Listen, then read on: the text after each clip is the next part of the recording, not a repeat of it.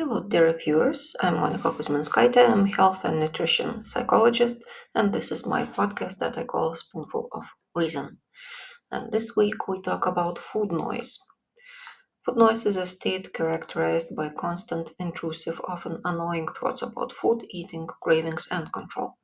Until recently, it was considered to be just anecdotal, but food noise has recently become the subject of scientific research. The formal definition states that food noise is intrusive, unwanted thoughts that cause negative emotions. They differ from normal thoughts in their intensity and their ability to overshadow other thoughts, and are similar in nature to rumination.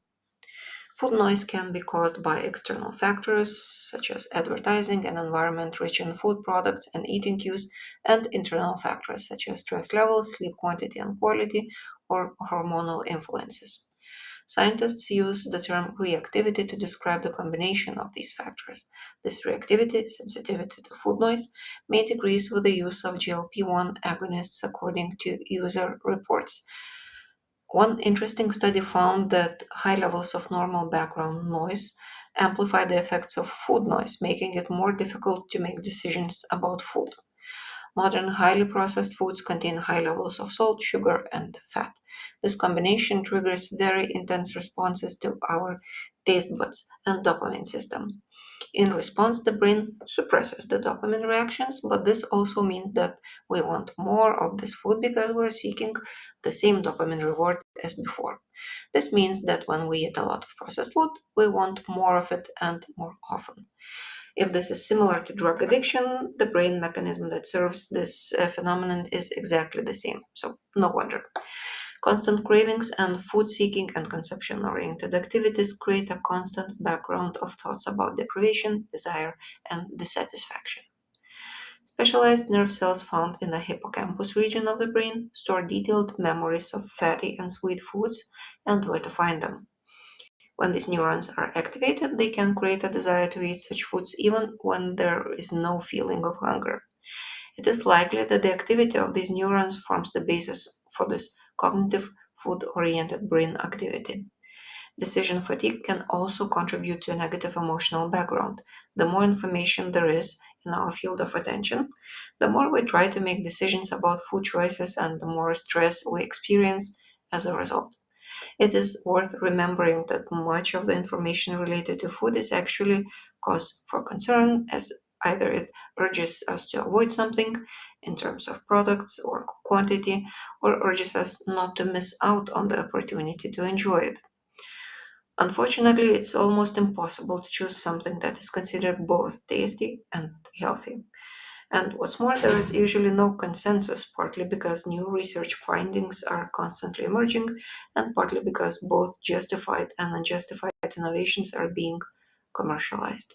Research also considers whether so-called food addiction is the same or a different phenomenon than food noise. There is still no final consensus on this. However, there is at least one obvious difference. In case of food noise, the themes of restriction and avoidance are much more prominent than in the case of other addictions. If you recognize that such noise causes you discomfort, here are a few suggestions for activities that may help. Practice cognitive diffusion. Practice deciding that a thought is just a thought. It does not create an obligation for you to act. Do not judge or condemn the thought. It's just an electrical signal in your brain. Try to accompany the thought with another thought. Right now, I am thinking that I would like a donut. This will help create a psychological distance and allow you to view the situation from an observer's perspective. Eat regularly and mindfully. This will relieve you of the need to constantly think about and decide when and what to eat, and it will reduce food noise. When eating, focus on all your senses, how the food looks, its texture, smell, and color. Notice thoughts about restricting food. Research shows that very strict rules actually create more food noise and discomfort. You should not think that not restricting yourself means a complete lack of control. However, maintaining strict requirements for your diet requires a lot of internal resources, and constant tension is a way of mobilizing these resources. Find and use ways to divert your attention. When the situation becomes difficult, engage in an activity that is interesting or meaningful to you and lasts at least 15 to 20 minutes and, of course, is not related to food.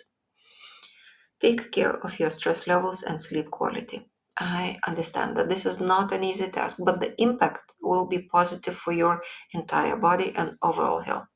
Any positive change is good, and the longer we maintain our determination to take another small step in addressing stress and sleep difficulties, the greater the benefit we will do for ourselves. Take care of your immediate environment. The fewer references to eating and food there are, the fewer catalysts there will be to keep food on your mind. We do not keep Please do not keep food in the open. Limit the time you spend looking at the food advertisements or social media accounts that talk about food. Agree with yourself and your family that there will be food free zones in the house, for example, in a bedroom, where you can be free from the food cues. That's all for this week on the topic of food noise. My name is Monica Kuzminskaite. I'm health and nutrition psychologist. I help to deal with simple and complicated issues around emotions, thoughts, and behaviors. I write, I give lectures, and I give psychological counseling sessions. You will find the link to register for the counseling session in the comments of each post, and you will find my posts on social media. Please search for keyword Spoonful of Reason or my name. Drop me a message on social media if you have any questions. Otherwise, wishing you a great week, peace, and serenity.